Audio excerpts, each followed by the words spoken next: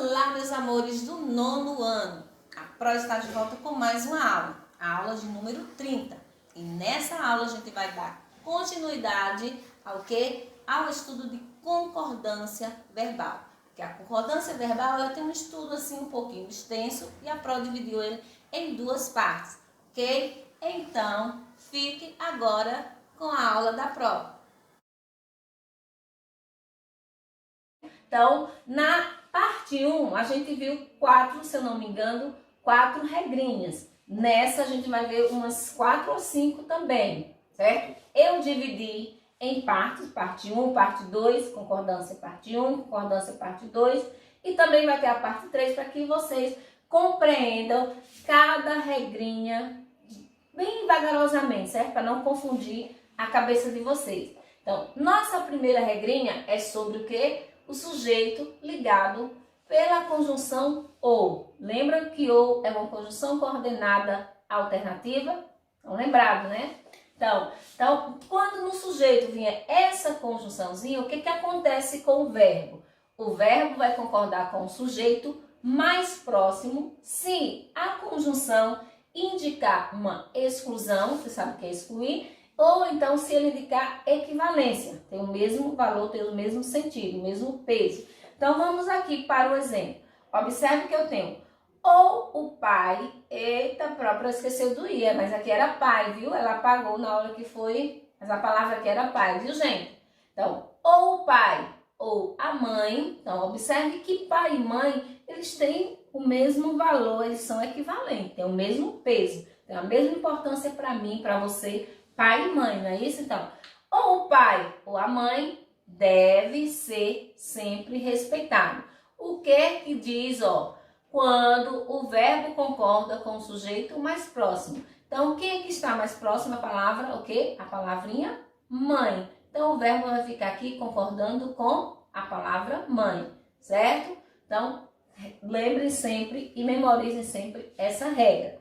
Vamos para outra regra, que é quando o sujeito composto é composto pelas expressões. Então, quando eu tenho lá no sujeito, todo mundo sabe que é identificar o sujeito da oração, não é isso? Então, se no sujeito da oração vier essas expressõezinhas, a maior parte de, grande parte de e a maioria de, seguido de nomes no plural, mesmo que essas palavrinhas venham acompanhadas de palavras no plural, certo? Indicando mais de uma coisa, o que é que acontece com o verbo? O verbo fica no singular ou no plural. Pronto, como assim? Então, se você coloca, se vem com essas expressões e você coloca o verbo no singular, tá certo. Se você colocar ele no plural, também está correto. O que é que vai mudar? Caso essas expressões sejam seguidas de nomes no singular, ali em cima era seguido de nomes no plural. Que tanto faz para o plural como para o singular. Mas, se vier seguido de nome no singular, o que acontece com o verbo? O verbo vai ficar no singular. A regra é bem clara. Você não pode colocar no plural. Somente no primeiro caso, que se vier com palavra no plural, pode ficar ou no singular ou no plural. Uma das formas está correta. Mas, se viesse no singular acompanhado de palavra no singular, tem obrigação do verbo ficar no singular. Observe aqui, ó. A maioria dos alunos, observe que alunos está no plural. Se eu quiser colocar estão presentes, eu posso colocar, mas se eu quiser deixar no singular, também eu posso deixar. Por quê? Porque a regra diz que quando uma dessas expressões, a maioria de, grande parte de, vier acompanhado de palavras no plural, eu posso deixar tanto no plural como no singular o verbo, ok? Vamos para a próxima regra. Se o sujeito é formado pela expressão cada um, seguido de um nome no plural. Então, se lá na parte onde você identificar o sujeito, tiver a expressão cada um e acompanhado de uma palavra no plural, o verbo vai ficar o quê? No singular. Não confunda. Mesmo tendo uma palavra, no caso, ó, alunos, dos alunos está no plural. Eu não vou colocar o verbo no plural, não. A regra é bem clara, diz que o verbo fica no singular. Veja o exemplo. Cada um dos alunos respondeu a pergunta. Se você colocar cada um dos alunos responderam, concordando com dos alunos responderam, você vai estar fazendo a concordância errada, certo? Então, você vai errar. Então, a regra diz que quando a expressão cada um vem acompanhada de nomes no plural, o verbo permanece no singular. É bem claro, viu? Então, vamos para a próxima regra.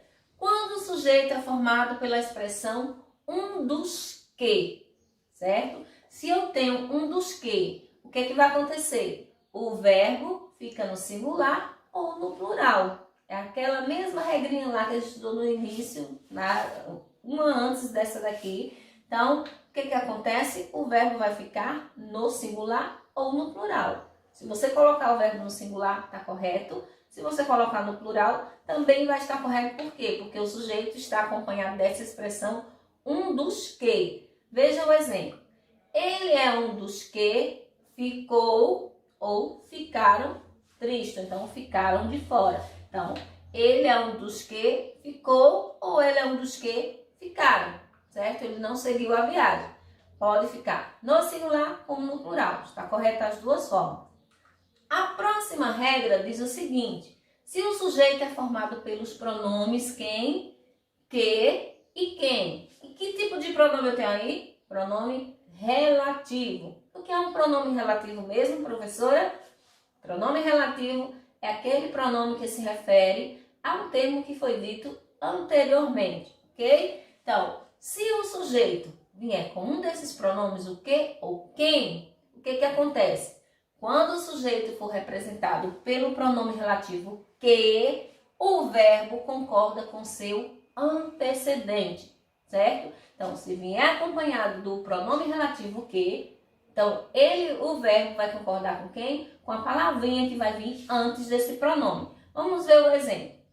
Fomos nós, observe que eu tenho o pronome aqui, ó. Fomos nós que pronome relativo que, repassamos o conteúdo. Se fomos nós que repassamos, por que repassamos está no plural? Porque vai concordar com o pronome nós, que é o pronome na primeira pessoa do plural, e a regrinha é bem clara. Quando o quezinho vem acompanhado, né, o sujeito vem acompanhado do pronome relativo que, o verbo concorda com o antecedente desse pronome relativo. Observe essa outra regra. Quando o sujeito vem acompanhado do pronome relativo quem, o que acontece? O verbo fica na terceira pessoa do singular. Quem é a terceira pessoa do singular? Ele ou ela. Observe o exemplo. Ó. Fomos nós. Observe que é a mesma frase, o mesmo nozinho está aqui, mas eu mudei o pronome relativo. Aqui é quem. Lá antes o nós estava acompanhado de quê?